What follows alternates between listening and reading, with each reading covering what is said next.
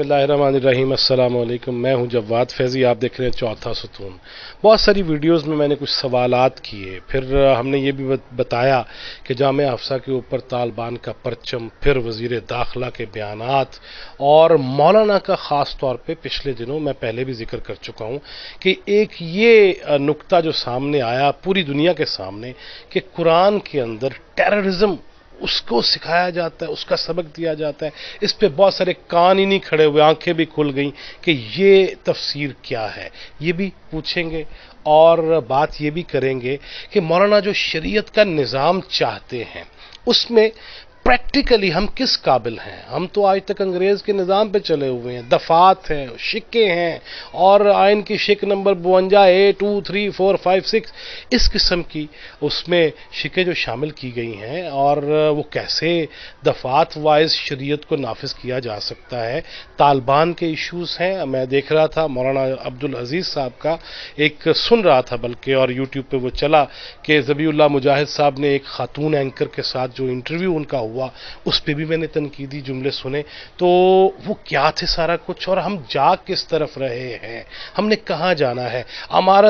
अमारत इस्लामिया अल आलमिया की बात एक दफ़ा जनाब मौलाना अब्दुल अजीज़ ने मेरे प्रोग्राम में की थी, वो भी ज़रा नक्शा जानने की कोशिश करते हैं कि किवें यहाँ तो महल्ले महल्ले में मस्जिद बनी हुई है अपनी अपनी, कि यहाँ पे आमीन ऊंची होगी कि नहीं होगी, रफ़ल युदैन हो सकता है कि नहीं हो सकता, हाथ बांधने वाला और हाथ छोड़ने वाला, इन चीज़ों में हम किस तरह प्रैक्टिकली। मैंने पहले कहा था कि वो कोई बदबख्त हो सकता है जो ये कहे कि शरीयत नहीं आनी चाहिए, नो वे, शरीयत आनी चाहिए, लेकिन हम उसको प्रैक्टिकली कैसे करेंगे जहां पे हम आइम्मा के इख्तलाफात देखते हैं, जहां पे हम तकारीर और खिताबात ऐसे सुन रहे हैं और क्लाशन को भी सानू नजर आ रही है। उनदे विच मौलाना की कहंदे ने हम हैं इस वक्त जामिया हफ्सा के अंदर और मोहतरम जनाब मौलाना अब्दुल अजीज। अस्सलाम वालेकुम। वालेकुम अस्सलाम व रहमतुल्लाहि व बरकातहू। मौलाना मेरा ख्याल है सवाल अब दोहराने की जरूरत तो है नहीं, लेकिन ये जो कुरान के बारे में पूरी दुनिया में ये हो रहा है कि आपने ये जो कह दिया, मेरे नजदीक तो जहाद था, लेकिन ये टेररिज्म के साथ नथी करना मजहब इस्लाम कुरान को, व्हाट इज दिस सर?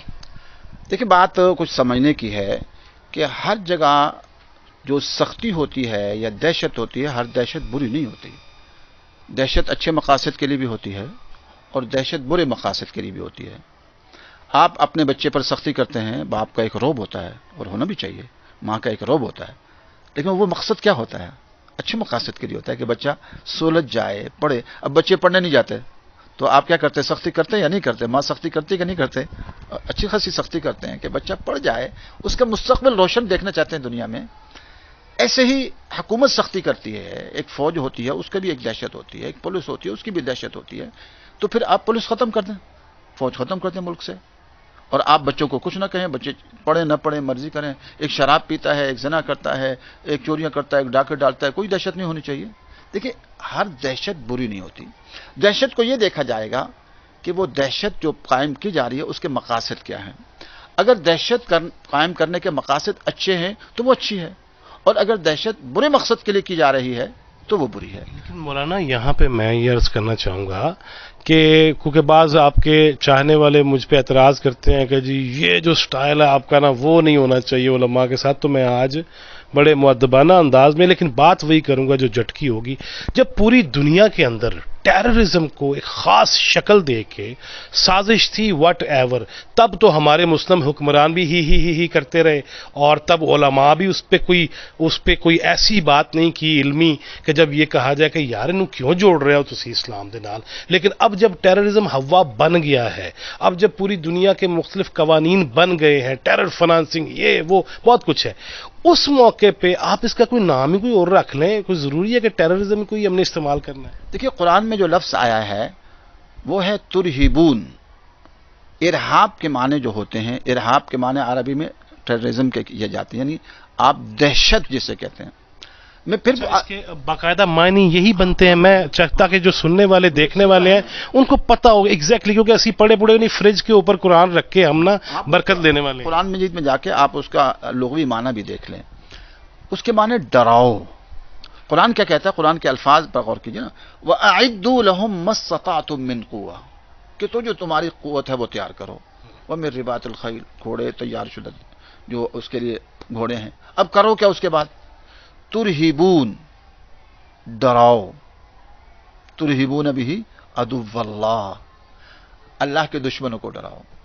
اچھا ہم نے ایٹم بم کیوں بنایا؟ میں اس میں ایک بات ڈال لوں، ہائے اخرج عدو اللہ، یہ میں عام طور پہ گھر میں داخل ہونے سے پہلے یا وہاں جب شک دیکھتا ہوں میں یہ کہہ دیتا ہوں، میں یہ کہتا ہوں، لیکن میں لوگوں تک پہنچانا چاہتا ہوں کہ واقعی یار سمجھن دی بھی کوشش کرو. ضروری نہیں مولانا عزیز صاحب سے سمجھیں، اور کسے کرو سمجھ لو، قرآن تو سمجھ لو. فرمائیے. دیکھیں میں عرض کروں کہ قرآن کہہ رہا ہے کہ اب کس کو ڈراؤ؟ اللہ کے دشمنوں کو ڈراؤ. اچھا پاکستان نے جو ایٹمی صلاحیت حاصل کی ہے یہ کس کے لیے کی؟ پھر مت حاصل کرے. فوجی صلاحیت حاصل کی ہے، بڑے جٹ تیارے ہیں، بڑے بڑے ہیں، وہ کس لیے ہیں؟ وہ آپ کہیں گے اچھے مقصد کے لیے. اس سے دشمن کو ڈرایا جاتا ہے کہ نہیں ڈرایا جاتا؟ قرآن بھی یہی کہہ رہا ہے کہ تم تیاری کرو اور اللہ کے دشمنوں کو ڈراؤ. اچھا ڈر اور دہشت میں کیا فرق ہے؟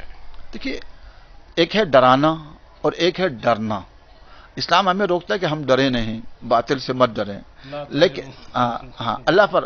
اور قرآن تو یہ کہتا ہے کہ جب تم اللہ کے ساتھ تعلق جوڑ لو گے تو فرشتے تمہارے ساتھ ہو جائیں گے. اور فرشتے پھر کہتے ہیں نحن اولیاؤکم فی الحیات دنیا وفی الآخرہ، دنیا میں ہم تمہارے ساتھی ہیں اور آخرت میں، اس لیے ڈرو مت. ہاں ڈرنا تو یہ تو بزدلی تو اچھی چیز نہیں ہے، لیکن باطل کو ڈرانا یہ قرآن خود کہہ رہا ہے عدو اللہ، جو بھی عدو اللہ ہیں گلے کاٹ دیے جائے، فٹ بال بنایا جائے، ایسا ڈرانا یا کون سا ڈرانا؟ دیکھیں شریعت مطہرہ یہ کہتی ہے اگر آپ دشمن کے ساتھ جنگ بھی کر رہے ہیں اس کی بھی حدود ہیں. دیکھیے امریکہ، برطانیہ اور تمام باطل جب آیا اس نے کوئی حدود کا خیال نہیں کیا.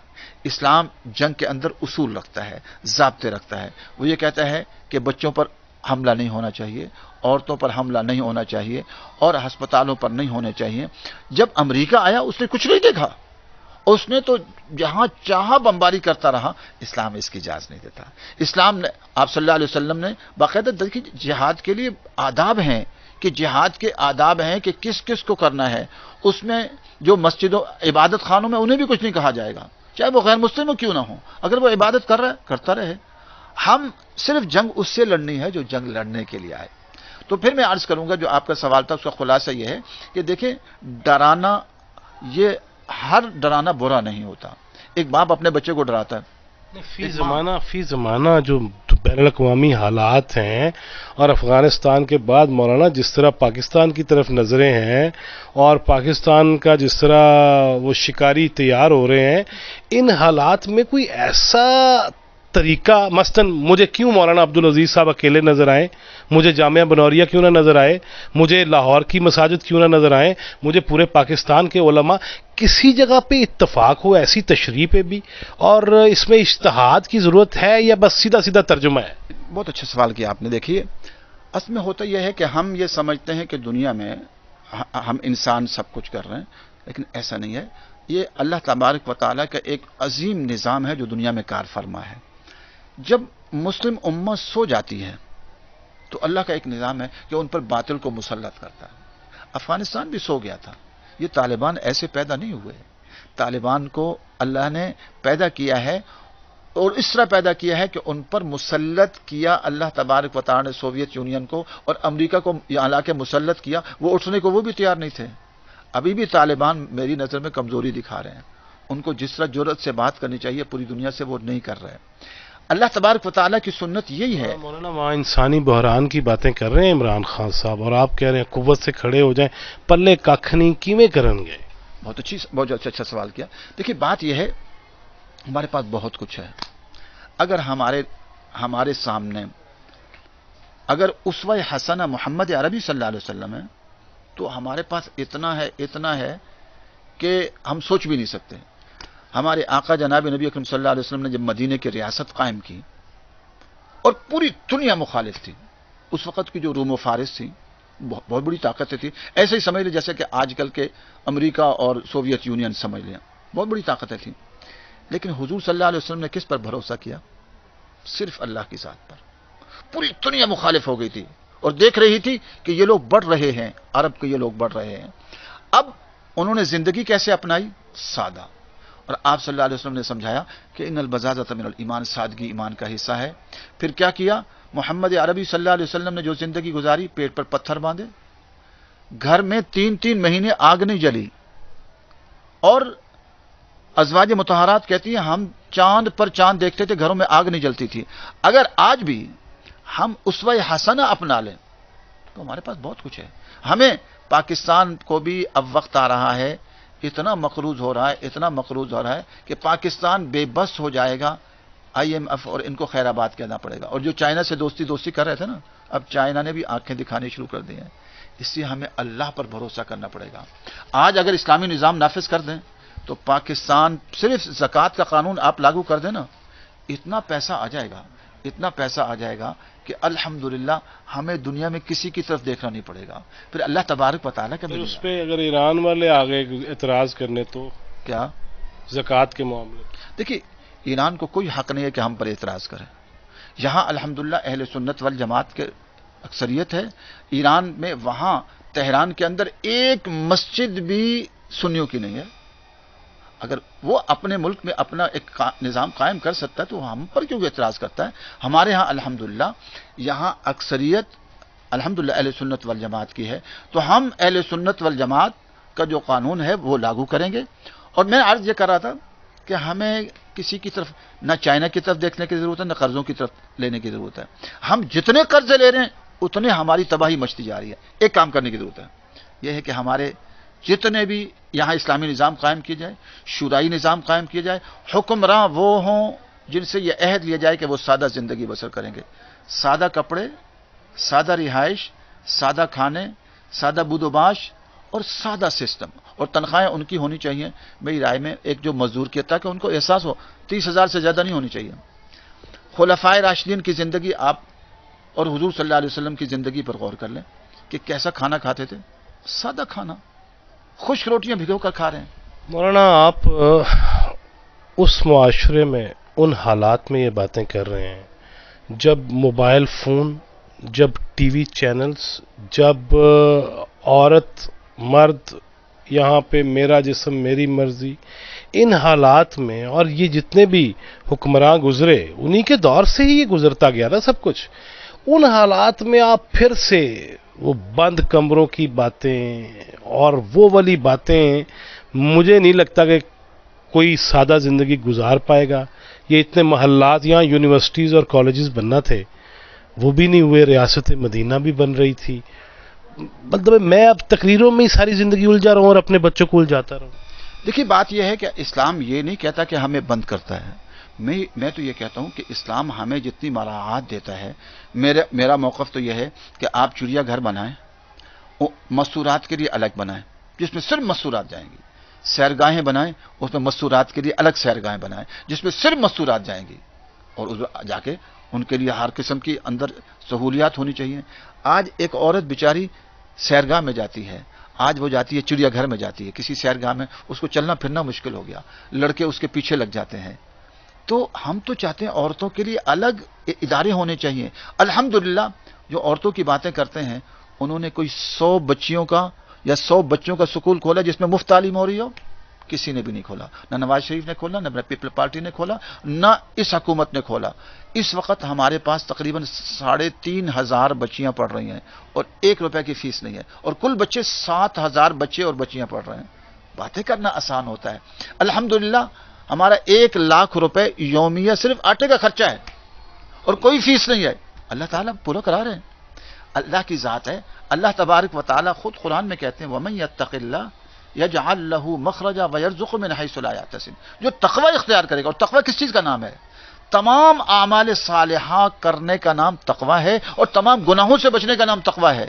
200 صفات حمیدہ ہیں، یعنی اچھی صفات ہیں، ان کے کرنے کا نام تقوی ہے. اور 150 سے زائد صفات مذمومہ ہے جس میں تمسخر ہے، طنز ہے، عجب ہے، تکبر ہے، اور غیبت ہے، ملاوٹ ہے، اور دوسرے کا مال چھیننا ہے، اس میں سارے گندے کام ہیں. ان سے بچنے کا نام کیا ہے؟ تقوی ہے. تو قرآن کہتا ہے جو تقوی اختیار کرے گا ہم آسانیاں پیدا کریں گے اور رزق وہاں سے دیں گے جہاں سے تصور بھی نہیں ہوگا. ناظرین، یہ ایک حصہ آپ نے دیکھا، بھی میں یہیں پہ ہوں ابھی اور بہت ساری باتیں ہیں اور وہ ہونا ضروری ہیں. حالت باری آئی نہیں ساڈی, اور اصل جو سوال لے کے میں آیا تھا اب میں وہ کروں گا. 2020 کھیلوں گا مولانا کے ساتھ, اور آپ بھی اس کو انجوائے کریں گے انشاءاللہ, تاکہ واقعتاً میرے جیسے یا میرے بچوں جیسے نا اب وہ کنفیوز لوگ نہیں ہونے چاہیے, کلیئرٹی ہونی چاہیے. اور آخر کار مسئلہ کیا ہے جامعہ افضا, تو یہ ہمیشہ مسئلہ کیوں ہے شیخ رشید صاحب کہتے ہیں, وہ تو مجاہد ختم نبوت ہے نا اپنے والوں, تو وہ ان کی بات بھی کریں گے کہ آخر یہ معاملہ ہے کیا. لیکن نیکسٹ پروگرام میں, تب تک کے لیے اللہ حافظ.